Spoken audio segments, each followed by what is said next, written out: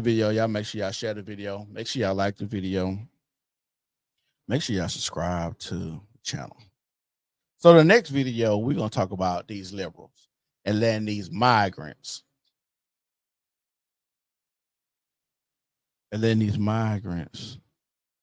cross the border. Let's see what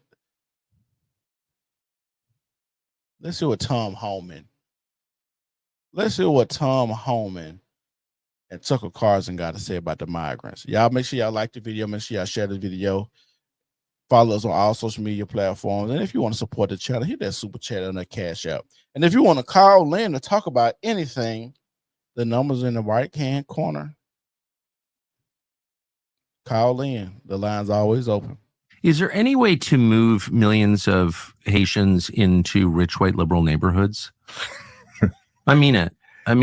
The people who did this are rich white liberals in the United States who hate themselves and the country. And to punish it, they invited all these people illegally from failed countries, but they can't stand the idea of living near these people because they're racist. So why wouldn't you move every Haitian to Bethesda? I'm going to ask y'all something.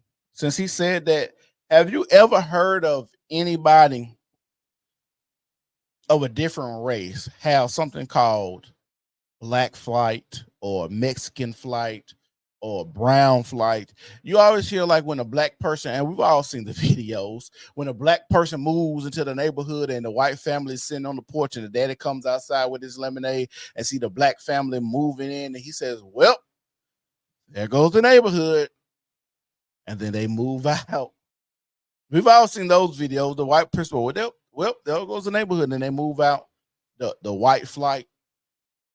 That's what Tucker Carlson talking about. They move away in these remote locations, so they don't have to be around other people in other races. Which honestly, I find nothing wrong with. I honestly don't. Like if you don't want to stay around a certain group of people, or you feel like they're gonna lower the living and the standard of living, or the cost of living, or the prices of your homes, or make the neighborhood be ugly, or you feel like crime is gonna rise because these people are in your neighborhood, I see no problems with that. Even if you're racist, if I see no problem with it, I feel like everybody should be able to do what they want to do and not live around the people they want to live around. But honestly, just to be honest, a lot of people follow white people and want to stay in white people neighborhoods because the white people neighborhood are quote unquote safer. And Brookline and Aspen and Martha's Vineyard and Nantucket, like today, can we do that? I will donate money if we can do that. We absolutely could. Look what the Martha's Vineyards did. They put them on there, kind of like, this whole thing. They called the cops immediately because they're racist. The fuck Tom Homan just said? He out that motherfucking juice too. That nigga Schlissel. What the hell he just said? This whole thing. They called the cops immediately because they're racist. This. Can we do that? I will donate money if we can do that. We absolutely could. Look what the Martha's Vineyards did. They put them on there, kind of like, this whole They called thing. the cops immediately because they're racist. That nigga on that juice. That nigga sound like my granddad that he done down a fifth of gin. Governor Abbott done more to secure this border than anybody in this administration. He must ain't got his top teeth in. That's what it is. His tongue can't flick off the top of his teeth. So he look like he ain't got the top of his teeth in. His dentures must have fell out of broke before he came into the interview. Guy's great. DeSantis the same. Do you know who first came up with the idea of busing people in sanctuary cities? It was President Trump. I remember sitting in the Oval Office. Yeah, that's what it is. Because, to speak properly, your tongue has to bounce off the back of your teeth a certain type of way. And since he ain't got his top teeth in there, it sounds like he just slurring his words. One time he said, why don't we do that? So we started putting plans together. But the Remain in Mexico program was such a game changer, we couldn't fill a bus up if we wanted to. So we beat the problem before we got to that. That was really the problem, though, is that the people doing it didn't have a precise enough understanding of rich white liberal culture, but I do. So they would bus them to New York, then they wind up in Midtown and Queens. Okay, none of the people who are doing this were affected by it.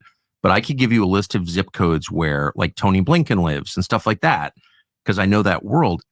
Because when they shipped them to Martha's Vineyard, folks make sure they got them out of there quick. They was not playing with them migrants. But being black, you ain't got the money, you ain't got the power, You ain't got the friends. You don't have the connections to say, hey, can you get the Mexicans or the Venezuelans or the Haitians out of our neighborhood because they running rush hour over us and they kidnapping and raping and doing all this stuff. Can you please get them go? No, you have to go to the city council, like in Chicago. That's a black man, the mayor, and that's allowing this to happen to try to raise taxes on the people and the residents that stay there to fund people that's not even citizens of this damn country.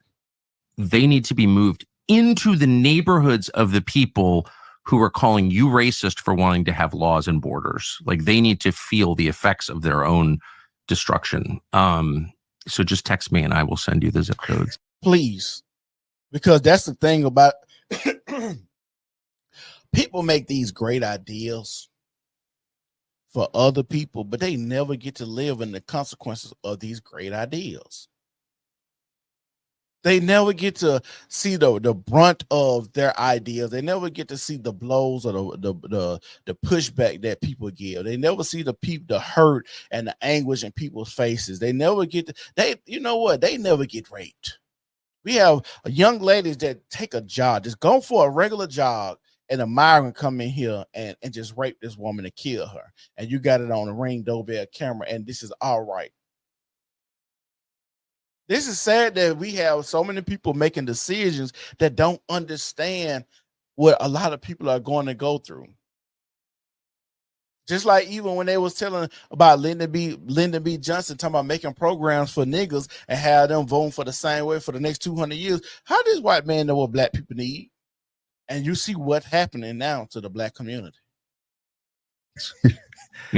I mean it too. Because what happened is they opened the borders, and then all these people like moved to Jackson, Wyoming, to the least diverse zip codes in the country. They literally ran to the hills to get away from diversity. I think we need to add to that, though, the senators and congressmen are pushing back on border security. 100%. You know, moving illegal aliens right outside of the Vice President Kamala Harris's residence, that was a game changer too. So I think not only those who are well financed, how about the politicians who are pushing back against any form of enforcement of our border laws? Well, that's why Bernie Sanders needs a ton of Haitians in Vermont, because it's appallingly, it's blindingly white. It needs to change. I couldn't agree more. And you notice most of these cities that they were busing them to and putting them in were black cities or low income cities. They don't try to put them in like Martha's Vineyard. And when the one time that they did, they got them up out of there. Like I said, people make these laws and make these rules for other people to deal with them, because they have money, power, and influence to not have to deal with the repercussions of their actions and what they sign on a piece of paper. That's what's sad about this, is because they know that they can do things, and a lot of these people treat Congress and making laws and rules like playing video games. They treat it like The Sims. It's like, I wonder what would happen if I did X, Y, and Z. Let me write that in the law. See how these niggas handle it. See how the poor white trash handle it. Because even if I write this right now, me and my friends ain't gonna have to deal with this, or the person that's across the aisle ain't gonna have to deal with X, Y, and Z. But the masses of people will.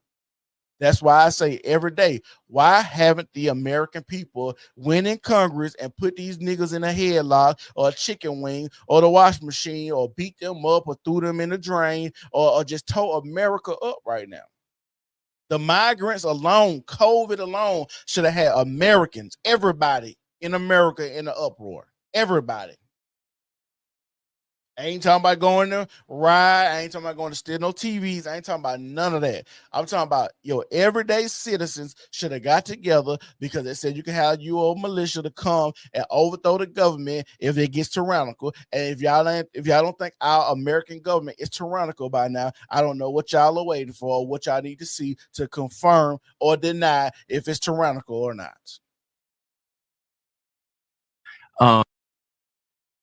Because it's damn show tyrannical.